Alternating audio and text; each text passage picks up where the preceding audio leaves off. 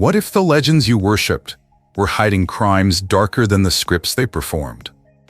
Golden Age Hollywood was more than glitz and glamour. It was a maze of forbidden affairs, cover-ups, and queer secrets sealed in silence. Studios paid to keep the truth buried. Careers were destroyed to protect lies. These aren't just old stories. They're the dirty secrets of 10 Hollywood icons. Corrupt, iconic, and queerer than the world ever knew. Before Chaplin, before Keaton, there was Fatty. Roscoe Arbuckle wasn't just a star, he was a phenomenon. The first man in Hollywood to sign $1 million contract. He made the nation laugh without saying a single word. But in 1921, at a luxury hotel in San Francisco, all of that collapsed. It started with a party. Champagne flowed like water. Actors, musicians, and guests of guests packed the suite. Some came to be seen. Others came for what happened behind locked doors. Then, a scream. Virginia Rappy, a young actress early on the rise, was found writhing in pain. Within days, she was dead. The whispers were instant and brutal. That Roscoe crushed her. That he raped her. That he did things so grotesque, the public couldn't even say them aloud. And in the corner of those whispers, a stranger rumor grew. Virginia saw something she shouldn't. Not just about the crime, but about Roscoe himself. Suddenly, the world wanted answers. Instead, they got a circus.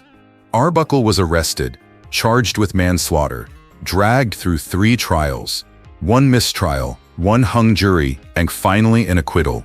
But it was too late. The press had already declared him guilty. Theaters pulled his films. His name was toxic. And behind the headlines, a quieter conversation brewed. That Arbuckle wasn't just wild, he was hiding. That the real scandal wasn't just a death. It was who he was when the cameras stopped rolling.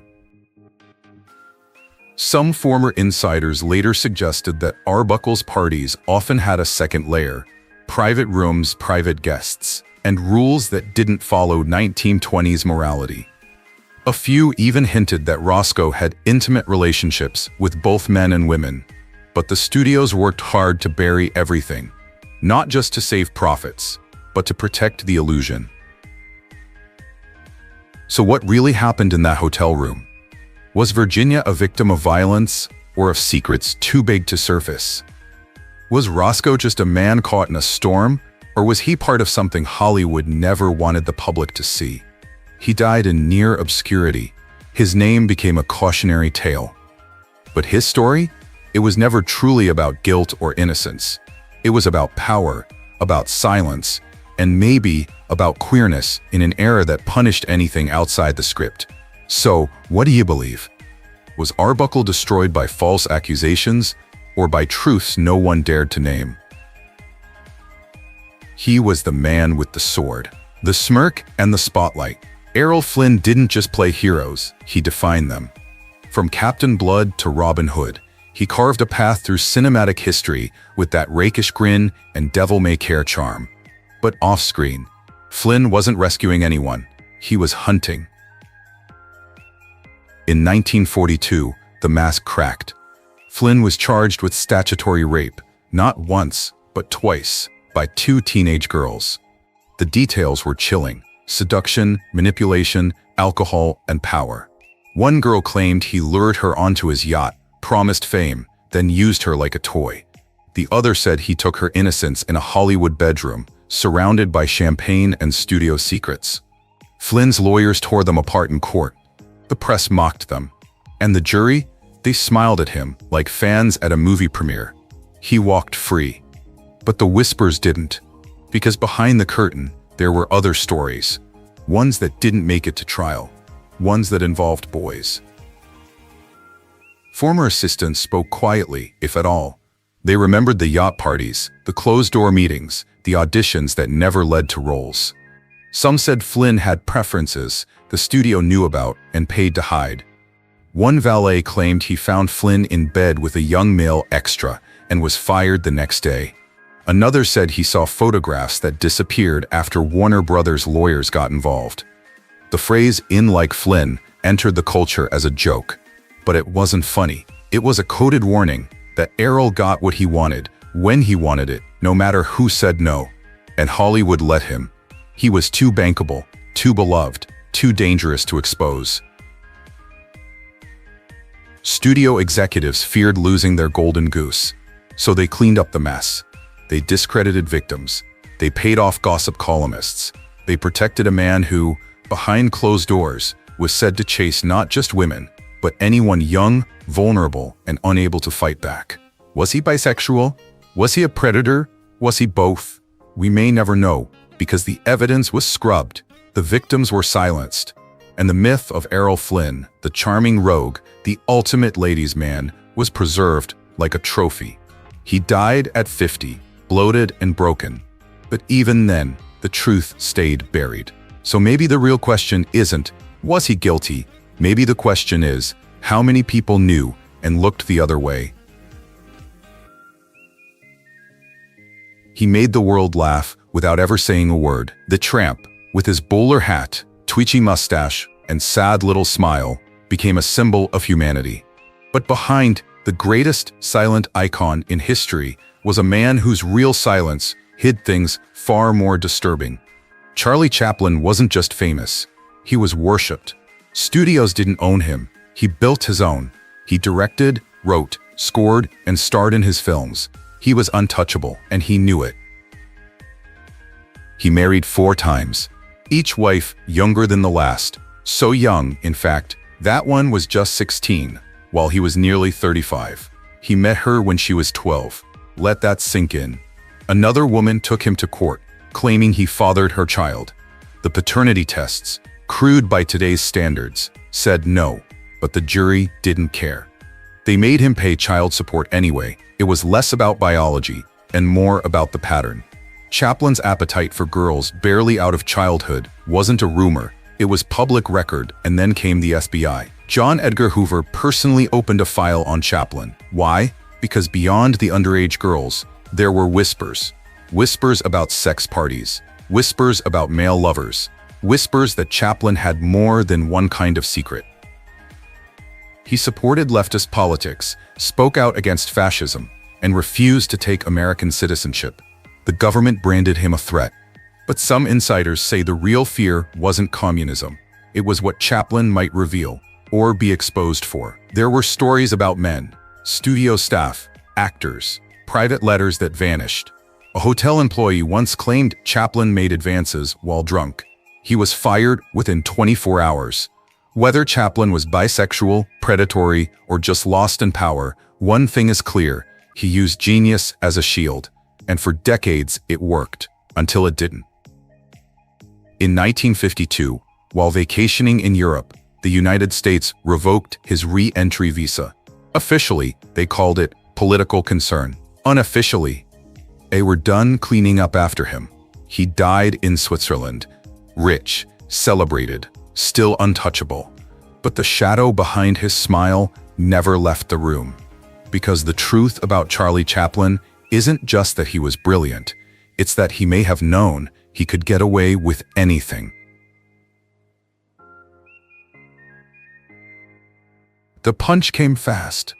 A flash of fists, a scream in the alley, and then silence. When comedian Ted Healy was found bleeding outside a nightclub in 1937, no one wanted to talk. But a few whispered the same name: Wallace Beery. By then, Beery was already a box office beast, an Oscar winner, a gruff screen icon.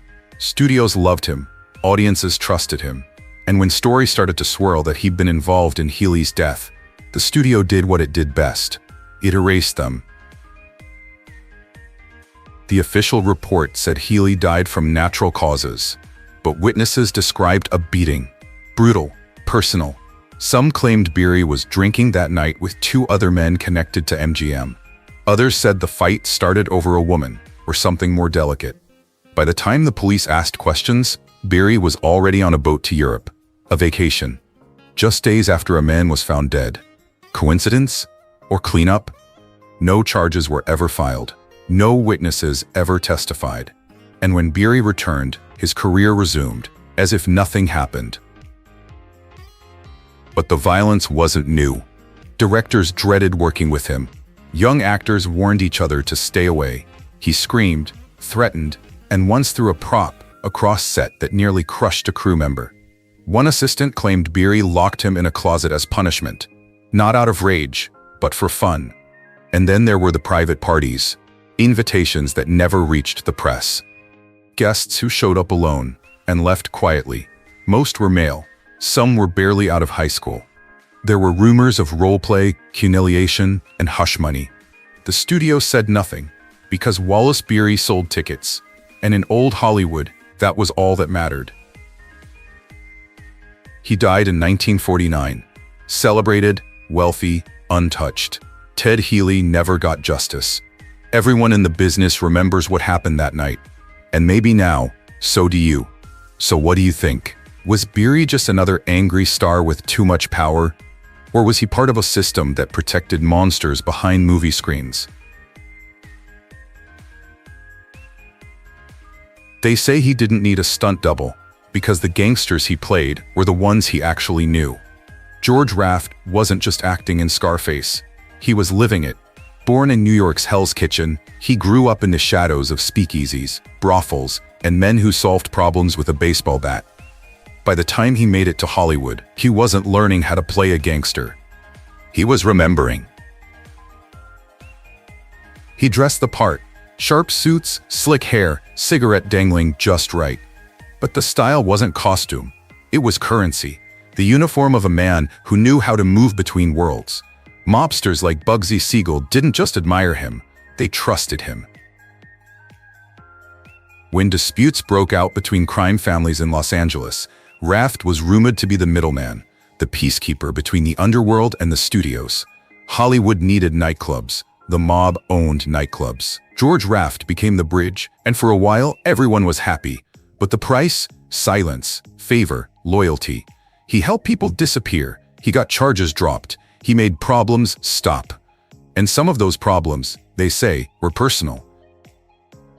There were rumors, quiet but consistent, that Raft used his influence to protect not just criminals, but lovers. Young men, dancers, waiters. People who didn't fit the leading man lifestyle, but were part of his world after dark. One studio executive once said, "If George liked you, you got a table. If he really liked you, you didn't pay the bill." That kind of protection didn't come from acting. It came from power and knowing the right people. He was never arrested, never indicted, but never quite clean. By the 1950s, the studio system was shifting. New stars came in. Raft's name faded, but the myth stayed. Was he queer? Was he dangerous? Was he both? No one really knew, because George Raft understood one thing better than any script ever taught him. In Hollywood, you didn't have to hide who you were, as long as you knew who to scare. What if the most famous voice in America was also the most feared? Frank Sinatra didn't just sing about love. He sang for presidents. He dined with mob bosses. And according to some, he made calls that could decide who lived, who vanished, and who never worked in Hollywood again. To the world, he was class, style, the velvet voice that melted hearts. But behind the charm was a man who played every side of power and left no fingerprints. The FBI had a file on him, thick as a phone book. Page after page of dinners with gangsters, casino deals, favors, warnings, and men, not women, seen leaving his hotel room at 3 a.m. Sinatra was never charged, never confronted, because no one was brave or foolish enough to touch him. He was linked to Sam Giancana, a mafia boss so ruthless even other gangsters feared him. He hosted parties for John Fitzgerald Kennedy and arranged meetings between the president and people no president should have met. Some say he passed messages. Others say he passed more than that. When Bobby Kennedy tried to cut ties with the mob, Sinatra's own circle turned cold. A studio insider later claimed that Frank knew too much about too many men, including politicians, including actors, including some of the most powerful closeted stars in Hollywood. Behind the scenes, rumors brewed. Sinatra wasn't just protecting mob secrets. He was protecting people like himself. Whispers about private encounters, about young male musicians he mentored closely, about hotel suites with locked doors and silent staff. But in Sinatra's world, nothing stuck. He played Vegas, played presidents, played the system. And the system played along. Because Frake wasn't just a singer, he was an operator. And if you were lucky enough to be under his wing, you got the gig. If not, well, some doors in Hollywood stay locked forever. He died a legend.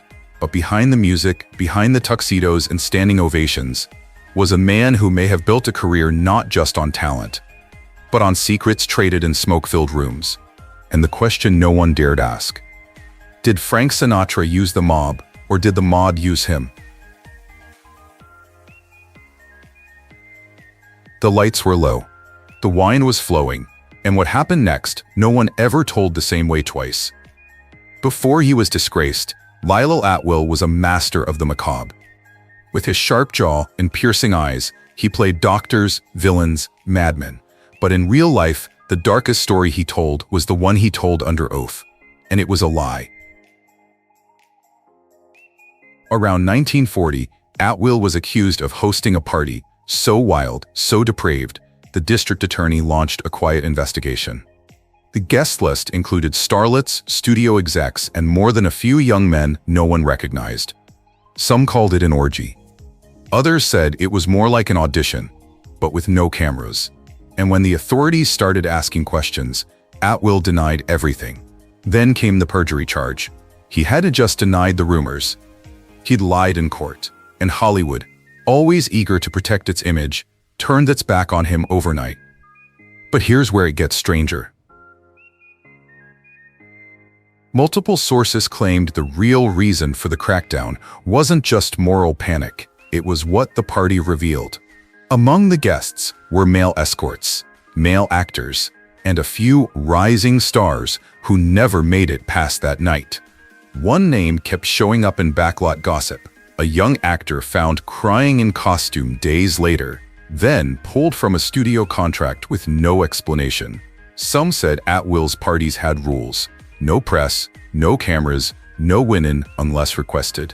Others claimed the whole thing was a setup, that someone in power wanted him gone because he knew too much about too many men.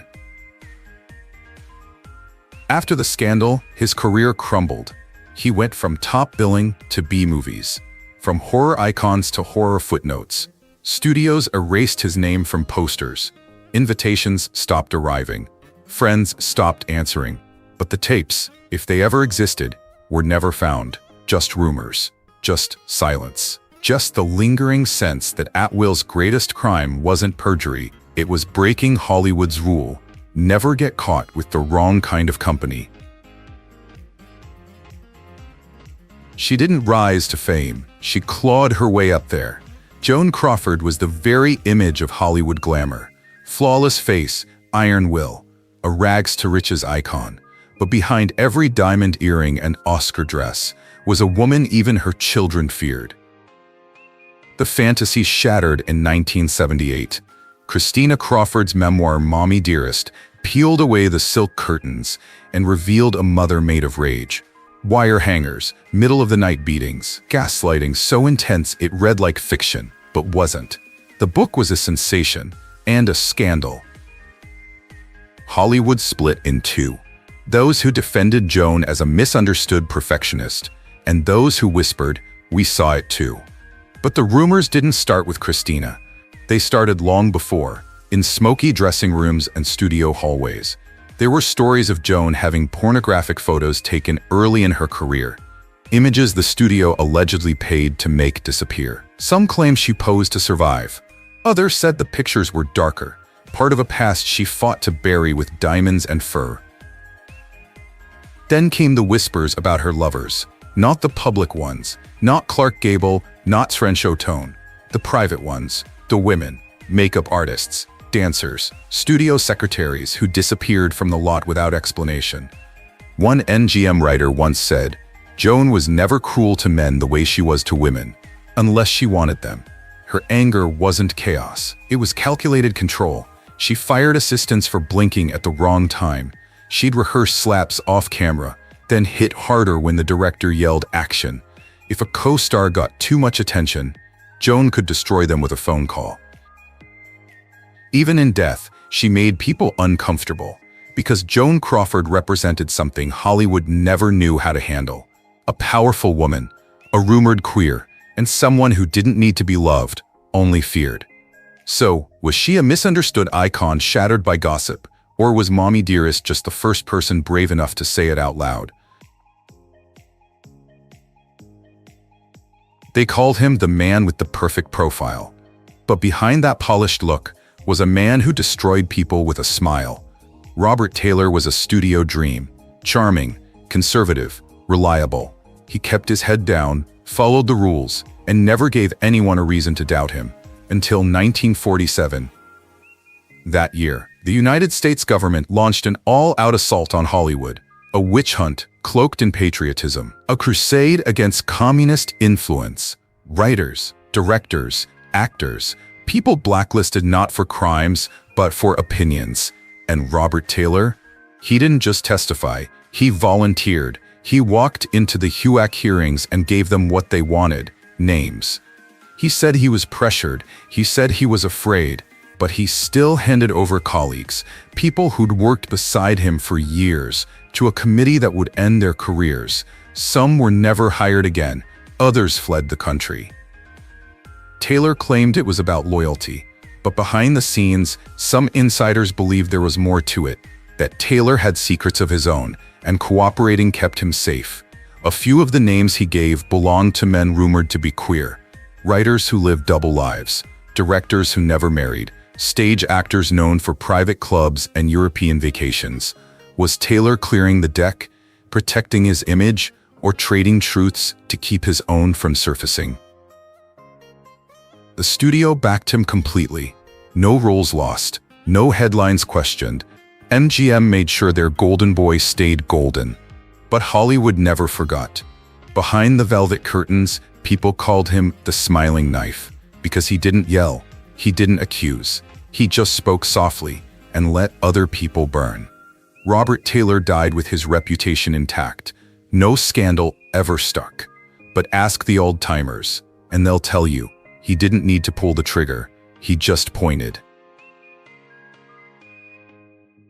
Every story has an ending, but some don't fade quietly. And in the dark corridors of early Hollywood, the last name still echoing is hers, Mabel Normand. She wasn't the biggest, she wasn't the richest, but her downfall was the most haunting, because it wasn't just about scandal. It was about what Hollywood chooses to forget.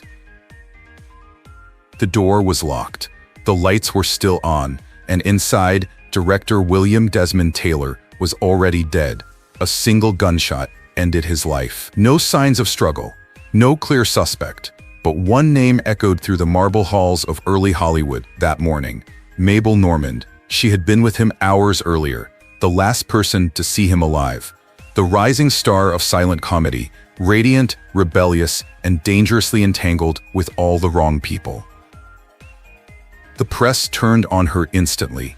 Rumors swirled that Taylor had confronted her about drug use, that he was trying to protect her from the men who supplied her, that they had fought. And that someone, maybe not Mabel, but someone close, had decided to shut him up. She wasn't charged, she wasn't even arrested, but her image, the good girl with the bad crowd, was shattered. Then came the second shooting. Another man, another party, another gun. Her lover, drunk and violent, shot a guest in front of her. Again, she wasn't involved directly, but again, her name was splashed across headlines soaked in blood. Hollywood grew nervous, studios started pulling back, her star dimmed, and underneath it all, the whispers grew louder, not just about drugs or danger, but about who she really loved. Friends described Mabel as fluid, intense, undeniably close to certain women in her circle. She once lived with another actress for over a year, long enough for people to notice. But in an era when queerness could end a career, no one dared say the word. She died young, tuberculosis, they said, but others believed her soul was broken long before her body gave out. Broken by the scandals, by the rumors, by a world that let her fall, but never let her explain. Mabel Normand was never proven guilty, But she was never really innocent either, because in Golden Age Hollywood, sometimes all it took to be ruined was being in the wrong room with the wrong man at the exact wrong moment. Golden Age Hollywood gave us legends, but it also hid crimes, buried truths, and silenced the wrong people. Behind the fame were scandals, cover-ups, and secrets no script dared to write. Some shocking, some tragic, and some quietly queer. So now we ask, which story stunned you the most?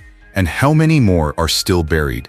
Drop your thoughts in the comments. And if this video made you see Hollywood differently, like, share, and subscribe, because the truth deserves its spotlight, and we're just getting started.